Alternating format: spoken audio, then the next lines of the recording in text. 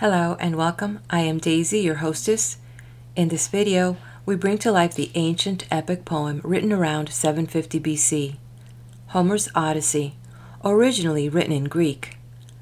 I am reading Robert Fitzgerald's translation. We join Odysseus, master of improvisation, who by now has been transformed into an old man by gray-eyed Athena, who has plotted with him to keep him unrecognizable, so he can best assess what has transpired in his absence over the last 7 years. We follow him up to the shack of his field hand, Eumæus, who tends his swines.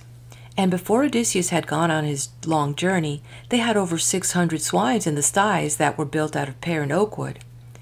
Now the herd was down to 360, and much of that had to do with people taking advantage of Odysseus' absence and eating them out of house and kingdom.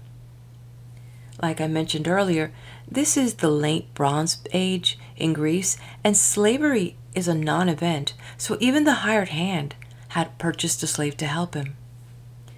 So far, I found Eumæus to be one of the noblest of Homer's character. To me, he stands for all that is good in man. His reverence for the gods, the respect for Odysseus in his absence, and the kindness to feed and lodge a stranger. These are beautiful qualities to possess, even in today's standards. Outside of science and religion, I believe that recognizing how small we are in comparison to the vast sky, or when we swim in the ocean, or hugging the tall redwood trees of California, or walking Death Valley in the peak of the noon sun, these things can leave one speechless, and not to help wonder the grand artist behind it all. And in Eumæus' service and devotion, I could also sense the greatest of all the qualities, which is so hard to put in words, which is love. Yeah, come with me now. I see Nyx, the goddess of night, is approaching. Maybe we can weave some Athena magic and turn into a pair of flies and follow Odysseus into the hut and hear what they're going to say. Book 14, Hospitality in the Forest. He went up from the cove through wooded ground, taking a stony trail into the high hills where the swineherd lived, according to Athena. Of all Odysseus' field hands in the old days, this forester cared most for the estate. And now Odysseus found him in a remote clearing, sitting inside the gate of a stockade he built to keep the swine while his great lord was gone. Working alone, far from Penelope and old Laertes, he had put up a fieldstone hut and timbered it with wild pear wood. Dark hearts of oak he split and trimmed for a high palisade around it, and built 12 sties adjoining in this yard to hold the livestock. 50 sows with farrows were penned in each, bedded upon the earth, while the boars lay outside, and fewer by far. All those well fatted were for the suitor's table, fine pork sent by the swineherd every day. 360 now lay there at night, guarded by dogs, 4 dogs like wolves, one each for the 4 lads the swineherd reared and kept as under-herdsmen. When Odysseus came, the good servant sat shaping to his feet oxhide for sandals, cutting the well-cured leather. 3 of his young men were afield, pasturing herds in other woods. 1 had sent with the fat boar for tribute into town, the boy to serve while the suitors got their fill. The watchdogs, when they caught sight of Odysseus, faced him, a snarling troop, and pelted out viciously after him. Like a tricky beggar, he sat down plump and dropped his stick. No use. They would have rolled him in the dust and torn him there by his own steadying of the swineherd, had not sprung up and flung his leather down, making a beeline for the open. Shouting, throwing stone after stone, he made them scatter, then turned to his lord and said, "You might have got a ripping, man. 2 shakes more and pretty mess for me you could have called it, if you had the breath, as though I had not trouble enough already, given by the gods my master gone, true king that he was. I hang on here, still mourning for him, raising pigs of his to feed foreigners, and who knows where the man is, in some far country among strangers. If he is living still, if he still sees the light of day. Come to the cabin. You're a wanderer too. You must eat something, drink some wine, and tell me where you are from and the hard times you've seen. The forester now led him to his hut and made a couch for him, with tips of fur piled for a mattress under a wild goatskin, shaggy and thick, his own bed covering. Odysseus, in pleasure at this courtesy, gently said, "May Zeus and all the gods give you your heart's desire for taking me in so kindly, friend." Elmaios, "Oh, my swineherd," answered him. "Tush, friend, rudeness for a stranger is not decency, poor though he may be, poorer than you. All wanderers and beggars come from Zeus. What we can give is slight but well meant, all we dare. You know that is the way of slaves, who live in dread of masters, new ones like our own. I told you the gods long ago hindered our Lord's return. He had a fondness for me, would have pensioned me with acres of my own, a house, a wife that other men admired and courted. All gifts good-hearted kings bestow for service. For a like work the bounty of God has prospered, for it does prosper here, this work I do. Had he grown old in his own house, my master would have rewarded me. But the man's gone. God cursed the race of Helen and cut it down. That wrung the strength out of the knees of many. And he went, too, for the honor of Agamemnon. He took ship overseas for the wild horse country of Troy to fight the Trojans." This being told, he tucked his long shirt up inside his belt and strode into the pens of 2 young porkers. He slaughtered them and singed them at the fire, flailed and quartered them, and scoured the meat to broil it all, then gave it to Odysseus hot on the spits. He shook out barley meal, took a wine bowl of ivy wood and filled it, and sat down facing him, with a gesture, saying, "There's your dinner, friend, the pork of slaves. Our fat shoats are all eaten by the suitors, cold-hearted men. We never spare a thought for how they stand in the sight of Zeus. The gods living in bliss are fond of no wrongdoing, but honor discipline and right behavior. Even the outcasts of the earth, who bring piracy from the sea and bear off plunder given by Zeus in shiploads, even those men deep in their hearts tremble for heaven's eye. But the suitors, now, have heard some word, some oracle of my lord's death, being so unconcerned to pay court properly or to go about their business. All they want is to prey on his estate, proud dogs. They stop at nothing. Not a day goes by, and not a night comes under Zeus, but they make butchery of our beeves and swine. Not 1 or 2 beasts at a time, either. As for swilling down wine, they drink us dry. Only a great domain like his could stand it, greater than any on the lucky mainland or here in Ithaca. Not 20 heroes in the whole world were as rich as he.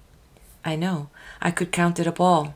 12 herds in Elis, as many flocks, as many herds of swine, and 12 wide-ranging herds of goats, as well, attended by his own men or by others, out at the end of the island. 11 herds are scattered now, and good men looking after them, and every herdsman, every day, picks out a prize ram to hand over to those fellows. I, too, as overseer, keeper of swine, must go through all my boars and send the best." While he ran on, Odysseus with zeal applied himself to the meat and wine, but inwardly his thoughts shaped woe and ruin for the suitors. When he had eaten all that he desired, and the cup he drank from had been filled again with wine, a welcome sight, he spoke, and the words came light upon the air. "Who is this lord who once acquired you, so rich, so powerful as you describe him? You think he died for Agamemnon's honor? Tell me his name. I may have met someone of that description in my time. Who knows? Perhaps only the immortal gods could say if I should claim to have seen him. I have roamed about the world so long." The swineherd answered as one who held a place of trust. "Well, man, his lady and his son will put no stock in any news of him brought by a rover. Wandering men tell lies for a night's lodging, for fresh clothing. Truth doesn't interest them. Every time some traveler comes ashore, he has to tell my mistress his pretty tale, and she receives him kindly, questions him, remembering her prince, while the tears run down her cheeks, and that is as it should be when a woman's husband has been lost abroad. I suppose you, too, can work your story up at a moment's notice, given a shirt or cloak. No, long ago wild dogs and carrion birds most like laid bare his ribs on land where life had left him.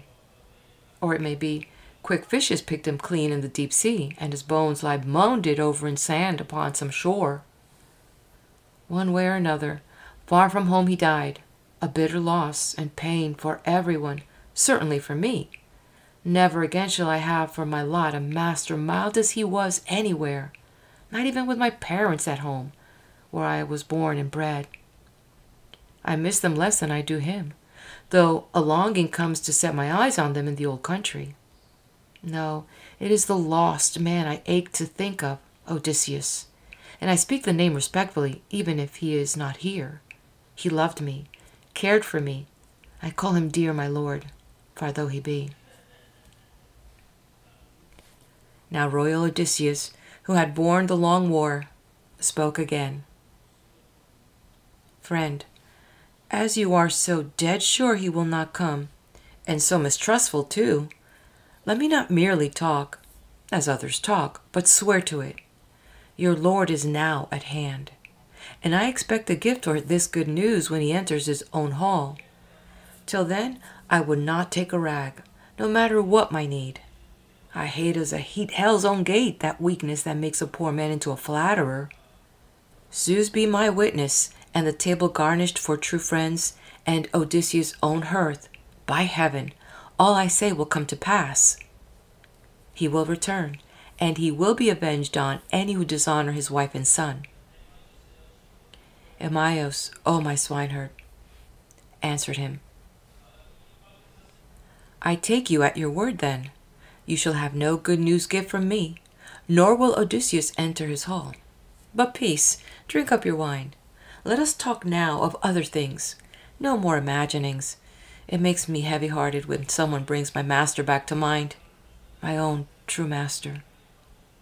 No, by heaven, let us have no oaths, but if Odysseus can come again, God send him he may.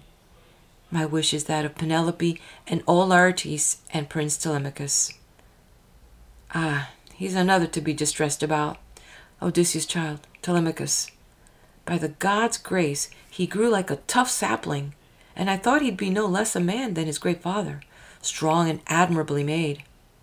But then someone, god or man, upset him, made him rash, so that he sailed away to sandy Pylos to hear news of his father. Now the suitors lie in ambush on his homeward track, ready to cut away the last shoot of Arcesio's line, the royal stock of Ithaca. No good dwelling on it. Either he'll be caught, or else Cronius' hand will take him through. Tell me now of your own trials and troubles, and tell me truly first, for I should know. Who are you? Where do you hail from? Where's your home and family? What kind of ship was yours, and what course brought you here? Who are your sailors? I don't suppose you walked here on the sea.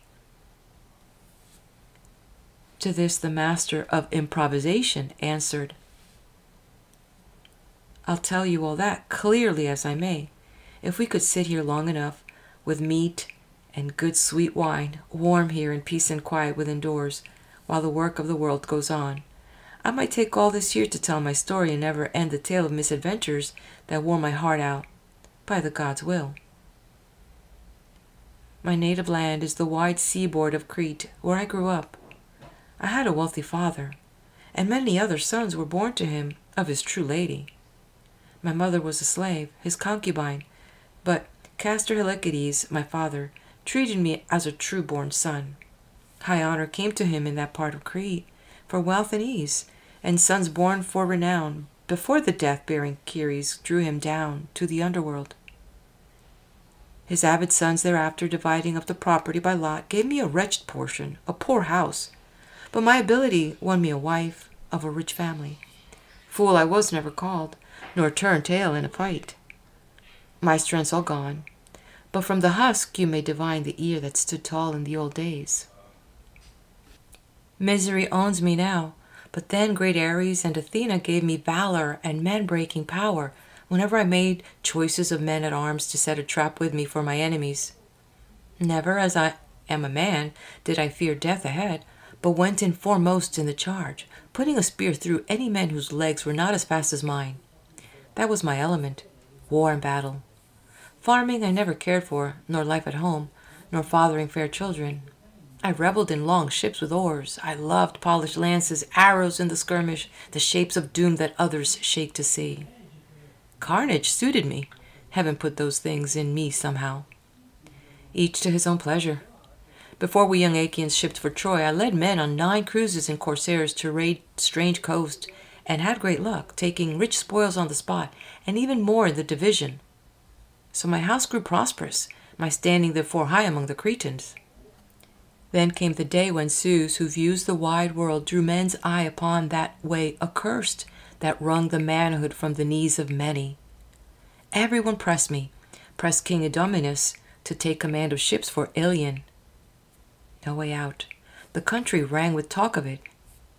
So we Achaeans had 9 years of war. In the 10th year we sacked the inner city, Priam's town, and sailed for home. But heaven dispersed the Achaeans. Evil days for me were stored up in the hidden mind of Zeus. 1 month, no more, I stayed at home in joy with children, wife, and treasure. Lust for action drove me to go to the sea then, in command of ships and gallant seamen bound for Egypt. 9 ships I fitted out. My men signed on and came to feast with me, as good shipmates for 6 full days. Many a beast I slaughtered in the gods' honor for my friends to eat. Embarking on the 7th, we hauled sail and filled away for Crete on a fresh north wind effortlessly, as boats will glide downstream. All rigging whole and all hands well, we rested, letting the wind and steersmen work the ships for 5 days. On the 5th, we made the delta. I brought my squadron into the river bank with 1 turn of the sweeps. There, heaven knows, I told the men to wait and guard the ships while I sent out patrols to rising ground. But reckless greed carried them all away to plunder the rich bottomlands. They bore off wives and children, killed what men they found. When this news reached the city, all who heard it came at dawn. On foot they came, and horsemen filling the river plain with dazzle of bronze, and Zeus, lord of lightning, threw my men into the blind panic. No one dared stand against that host closing around us. Their scything weapons leapt out dead in piles, but some they took alive, into forced labor. And how I wish that I had died in Egypt, on that field. So many blows awaited me. Well, Zeus himself inspired me. I wrenched my dogskin helmet off my head, dropped my spear, dodged out of my long shield, ran for the king's chariot, and swung on to embrace and kiss his knees. He pulled me up, took pity on me, placed me on the footboards, and drove home with me, crouching there in tears.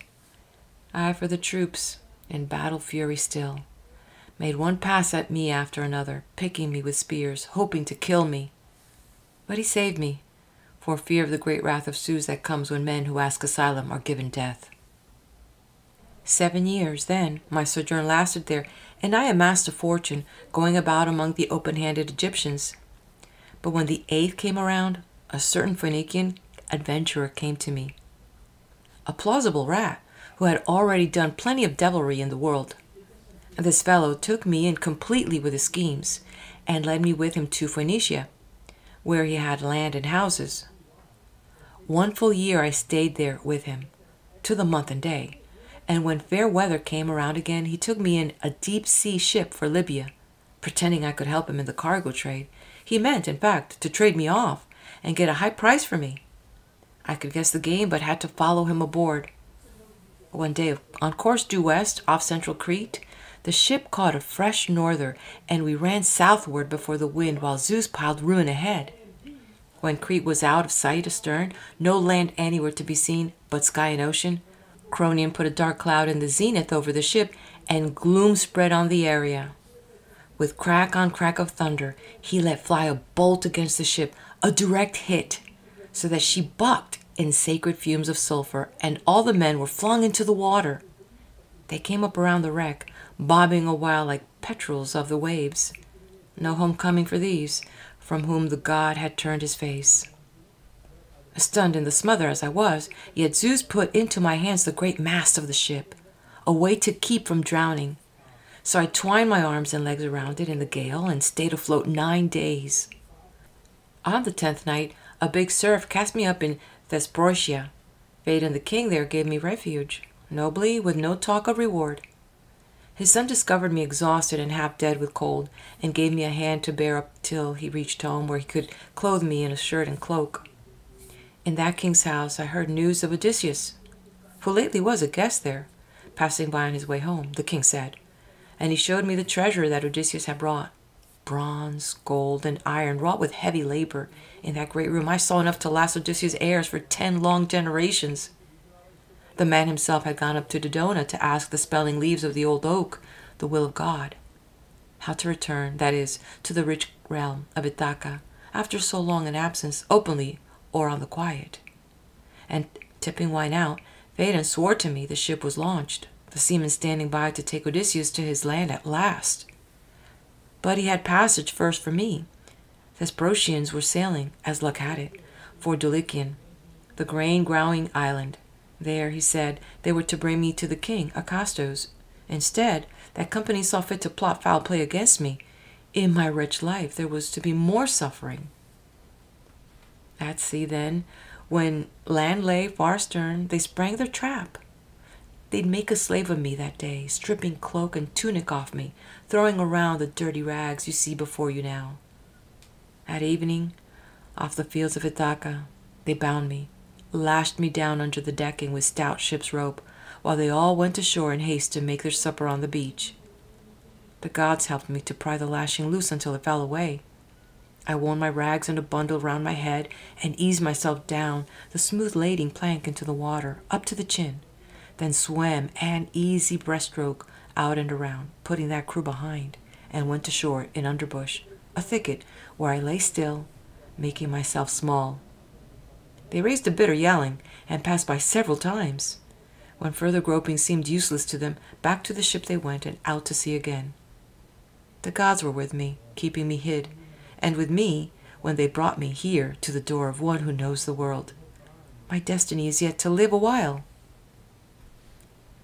The swineherd bowed and said, "Ah, well, poor drifter, you've made me sad for you, going back over it, all your hard life and wandering.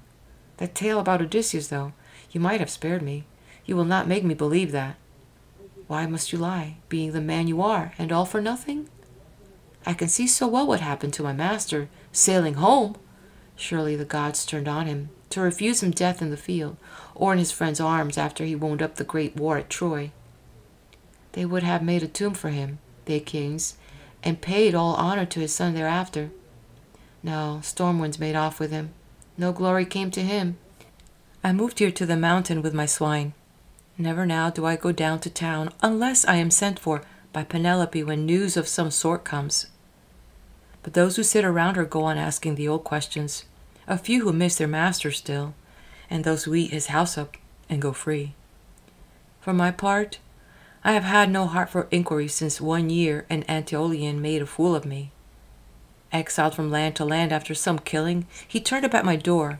I took him in. My master he had seen in Crete, he said, lodged with Endymius, while the long ships, leaky from gales, were laid up for repairs. But they were all to sail, he said, that summer, or the first days of fall, hulls laden deep with treasure, manned by crews of heroes. This time, you are the derelict the powers bring. Well, give up trying to win me with the false news or flattery. If I receive and shelter you, it is not for your tales, but for your trouble, and with an eye to Zeus, who guards a guest." Then said the sly and guileful man, Odysseus, "A black suspicious heart beats in you surely. The man you are, not even an oath could change you. Come then, we'll make a compact. Let the gods witness it from Olympus, where they dwell. Upon your lord's homecoming, if he comes here to this very hut, and soon, then give me a new outfit, shirt and cloak, and ship me to Dulichium. I had thought it a pleasant island. But if Odysseus fails to appear as I predict, then swish, let the slaves pitch me down from the high rock, so the next poor man who comes will watch his tongue." The forester gave a snort and answered, "Friend, if I agreed to that, a great name I should acquire in the world for goodness, at one stroke and forever. Your kind host, who gave you shelter and the hand of friendship, only to take your life the next day? How confidently after that should I address my prayers to Zeus, the son of Cronos? It is time now for supper. My young herdsmen should be arriving soon to set about. We'll make a quiet feast here at our hearth." At this point in their talk, the swine had come up to the clearing, and the drovers followed to pen them for the night, the porkers squealing to high heaven, milling around the yard. The swineherd then gave orders to his men. "Bring in our best pig for a stranger's dinner. A feast will do our hearts good, too. We know grief and pain, hard scrabbling with our swine, while the outsiders live on our labor." Bronze axe in hand, he turned to split up kindling, while they drove in a tall boar, prime and fat, planting him square before the fire. The gods, as ever, had their due in the swineherd's thought, for he it was who tossed the forehead's bristles as a first offering on the flames, calling upon the immortal gods to let Odysseus reach his home once more. Then he stood up and brained the boar with split oak from the woodpile. Life ebbed from the beast. They slaughtered him, singed the carcass, and cut out the joints. Eumaeus, taking flesh from every quarter, put lean strips on the fat of sacrifice, floured each one with barley meal, and cast it into the blaze. The rest they sliced and skewered, roasted with care, then took it off the fire and heaped it up on platters. Now their chief, who knew the best the amenities, rose to serve, dividing all the meat in 7 portions, one to be set aside, with proper prayers, for the wood nymphs and Hermes, Maia's son, the others for the company. Odysseus he honored with long slices from the chine, warming the master's heart. Odysseus looked at him and said, "May you be dear to Zeus, as you are dear to me for this, Eumaeus, favoring with choice cuts a man like me." "And, oh, my swineherd," you replied, Eumaeus. "Bless you, stranger. Fall to and enjoy it for what it is. Zeus grants us this or that, or else refrains from granting, as he wills. All things are in his power." He cut and burnt a morsel for the gods, who are young forever, tipped out some wine, then put it in hands of Odysseus, the old soldier, raider of cities, who sat at ease now with his meat before him. As for the loaves, Mesaulius dealt them out, a yard boy, bought by the swineherd in his own, unaided by his mistress or Laertes from Taphians, while Odysseus was away. Now all hands reached for that array of supper until, when hunger and thirst were turned away, Mesaulius removed the bread, and, heavy with food and drink, they settled back to rest. Now night had come on, rough, with no moon, but a night-long downpour setting in, the rain-wind blowing hard from the west. Odysseus began to talk, to test the swineherd, trying to put it in his head to take his cloak off and lend it, or else urge the others to. He knew the man's compassion. "Listen," he said, "Eumaeus, and you others, here's a wishful tale that I shall tell. The wine's behind it, vaporing wine, that makes a serious man break down and sing, kick up his heels and clown, or tell some story that were best untold. But now I'm launched, I can't stop now. Would God I felt the hot blood in me that I had at Troy. Laying in ambush near the walls one time, Odysseus and Menelaus were commanders, and I ranked third. I went at their request. We worked in toward the bluffs and battlements, and, circling the town, got into cane breakers, thick and high, a marsh where we took cover, hunched under arms. The north wind dropped, and night came black and wintry. A fine sleet descending whitened the cane-like hoarfrost, and clear ice grew dense upon our shields. The other men, all wrapped in blanket cloaks as well as tunics, rested well, and shields up to their shoulders, but I had left my cloak with friends in camp, foolhardy as I was. No chance of freezing hard, I thought, so I wore kilts and a shield only. But in the small hours of the third watch, when stars that rise evening go down to their setting, I nudged Odysseus, who lay close beside me. He was alert then, listening, and I said, "Son of Laertes and the gods of old, Odysseus, master mariner and soldier, I cannot hold on long among the living. The cold is making a corpse of me. Some god inveigled me to come without a cloak. No help for it now, too late." Next thing I knew, he had a scheme already in his mind. And what a man he was for schemes and battles! Speaking under his breath to me, he murmured, "Quiet, none of the rest should hear you." Then, propping his head up on his forearm, he said, "Listen, lads, I had an ominous dream. The point being how far forward from our ships and lines we've come. Someone should volunteer to tell the corps commander, Agamemnon, he may reinforce us from the base." At this, Thoas jumped up. The young son of Adramon put down his crimson cloak and headed off, running shoreward. Wrapped in that man's cloak, how grateful I lay in that bitter dark until the dawn came stitched in gold. I wish I had that sap and fiber in me now. Then, "O swineherd," you replied, Eumaios. That was a fine story, and well told. Not a word out of place, not a pointless word. No, you'll not sleep cold for lack of cover or any other comfort one should give to a needy guest. However, in the morning, you must go flapping in the same old clothes. Shirts and cloaks are few here.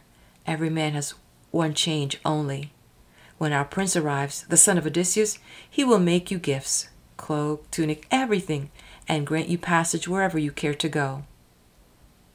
On this he rose and placed the bed of balsam near the fire, stirring sheepskins on top and skins of goat. Odysseus lay down. His host threw over him a heavy blanket cloak, his own reserve against the winter wind when it came wild. So there Odysseus dropped off to sleep, while herdsmen slept nearby. But not the swineherd. Not in the hut could he lie down in peace, but now equipped himself for the night outside. And this rejoiced Odysseus' heart, to see him care for the herd so, while his lord was gone.